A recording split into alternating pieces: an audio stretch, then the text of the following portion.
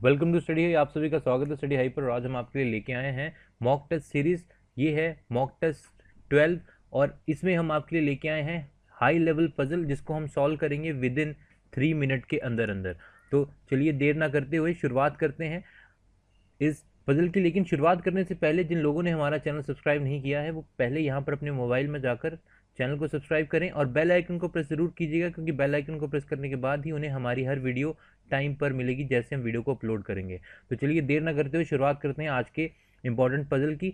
तो पजल है 8 friends PQRSTVW and Y are sitting around a square table in such a way that 4 of them sit at 4 corners of the square, while 4 sit in the middle of each of the 4 sides. The ones who sit at the 4 corners faces the center, while those who sit in the middle of the side faces outside. तो देखिए ये कह रहा है कि 8 लोग हैं जो कि एक रेक्टेंगुलर टेबल के अराउंड बैठे हैं और वो इस तरह से बैठे हैं कि 4 लोग कॉर्नर पे बैठे हैं। ठीक है, अगर हम इसे बनाएं तो इस तरह से बनता है, बोल रहे 4 लोग कॉर्नर पे बैठे हैं। ठीक है, जो कि आपकी मिडल की ओर देख रहे हैं। ठीक है, इस तरह से मिडल की ओर देख रहे हैं और 4 लोग जो हैं वो टेबल के सेंटर पे बैठे हैं जो बाहर की ओर देख रहे हैं।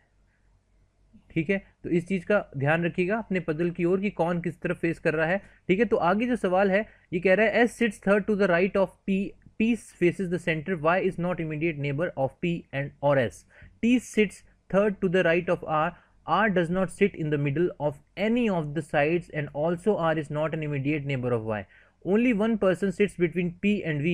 Q is not an immediate neighbor of V. तो देखिए आप सबसे पहली चीज जो है पजल को पूरा रीड आउट कीजिए और उसमें इंपॉर्टेंट जो सबसे इंपॉर्टेंट लिंक है जहां से आप शुरुआत कर सकते हैं। देखिए यहाँ पर स्टार्टिंग में ही कहा है कि S sits third to the right of P और कहा है P फेसेस द सेंटर। तो इसका मतलब है जो P जो है वो सेंटर की ओर देख रहा है। तो एक चीज कीजिए, देखिए हमेशा पजल को स्टार्ट करने से पहले हमेशा 2 बना लीजिए पजल।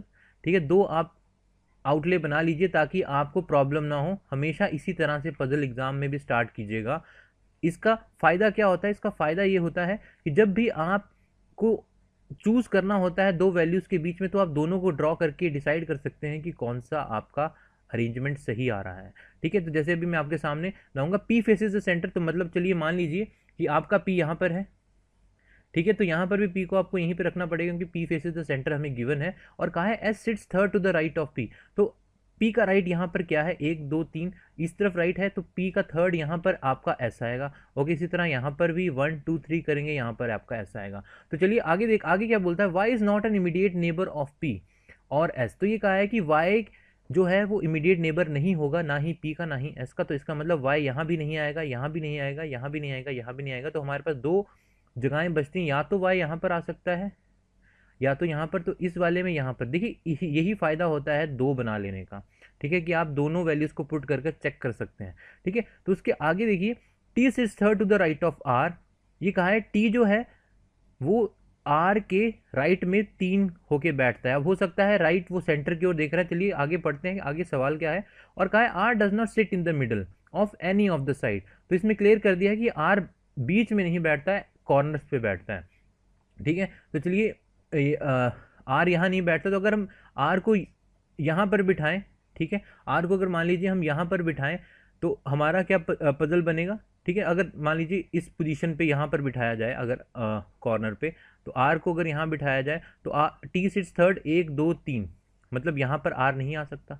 ठीक है, तो अगर हम इसको आर को यहाँ पर बिठाएं तो इसका राइट क्या है? 1 2 3, तो इसका मतलब टी यहाँ आ सकता है। ठीक है, इस वाले केस में टी यहीं पर ही आ सकता है और कहीं। और इस वाले केस में अगर आप यहाँ पर देखें कि आर को अगर हम यहाँ पर प्लेस करें, ठीक है, तो टी इसके राइट में आएगा 1 2 3, तो टी मतलब यहाँ पर आएगा।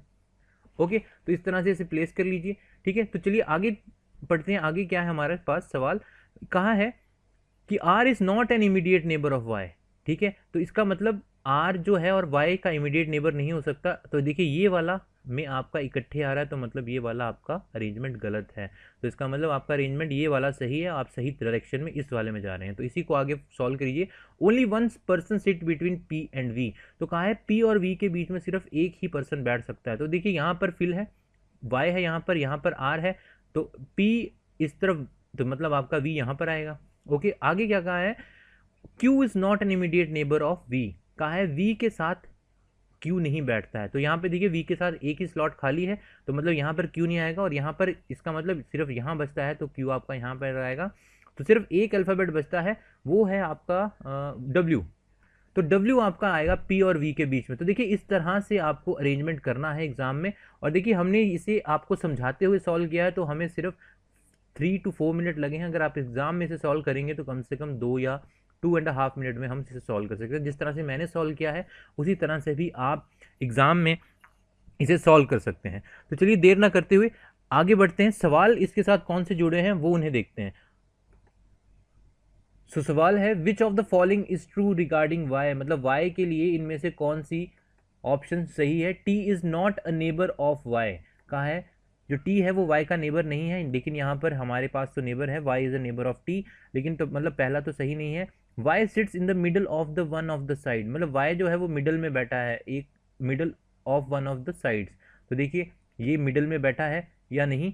ठीक है, अगला है R sits second to the left of Y, R sits second to the left of Y. हाँ तो ये सही है, देखिए आर इसके लेफ्ट में ही बैठा है, यहाँ से 1 2, तो इसका सही आंसर है सी। ओके, तो चलिए आगे बढ़ते हैं। Who among the following sits 4 to the left of V, इनमें से कौन सा है जो वी के राइट में बैठता है, नहीं सॉरी लेफ्ट में बैठता है 4th में।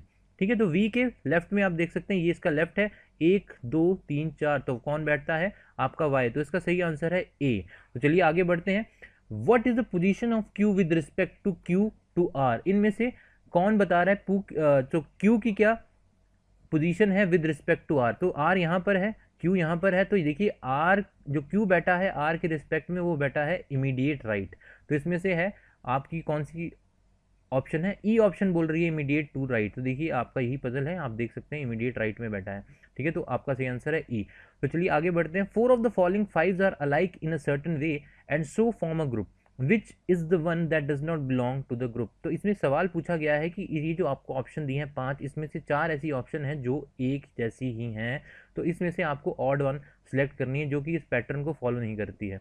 T W V S Q, तो देखिए टी अंदर टी बाहर की तरफ देख रहा है, ठीक है, टी बाहर की, डब्ल्यू भी बाहर की तरफ देख रहा है, वी अंदर की तरफ देख रहा है तो वी हो सकता है, एस बाहर की तरफ देख रहा है, और क्यू भी बाहर की तरफ देख रहा है। तो इसका मतलब ऑड वन कौन सा है, यहाँ पर आपके पास है वी जो कि अंदर की, इसका सही आंसर है सी। तो देखिए इस तरह से सवालों को करना है, आराम से करना है, पैनिक नहीं करना है एग्जाम में। तो अगर आपको लगता है कि कोई और पजल भी हमें ऐड करना चाहिए, थोड़ा इसका लेवल और बढ़ाना चाहिए, तो हमें आप कमेंट बॉक्स में कमेंट कीजिए। ठीक है, तो अगर आपको वीडियो सच में पसंद आई है तो इस वीडियो को जरूर लाइक कीजिएगा, और अगर आपने हमारे चैनल को अब तक सब्सक्राइब नहीं किया तो हमारे चैनल को जरूर सब्सक्राइब कीजिए, और इस वीडियो को ज़्यादा से शेयर कीजिए। जो लोग कोचिंग नहीं ले पाते हैं उन लोगों के लिए ये वीडियो उनसे साथ जरूर शेयर कीजिएगा।